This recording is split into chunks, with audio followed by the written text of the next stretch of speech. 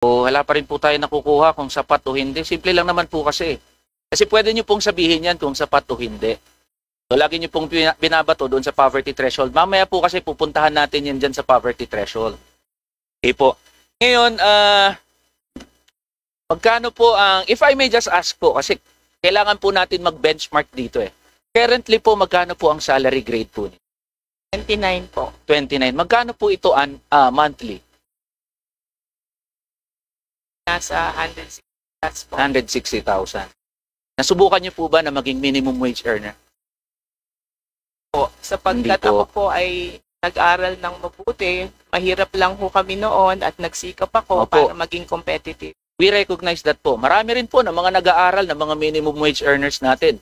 Pero nananatili na minimum wage earner. So, hindi naman po natin kine-question yung level ng pinag-aralan natin.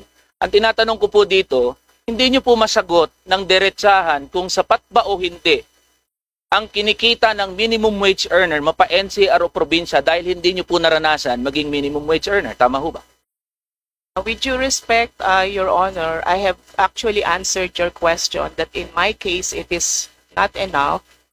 But as I said, the question is relative depending on the situation of the person.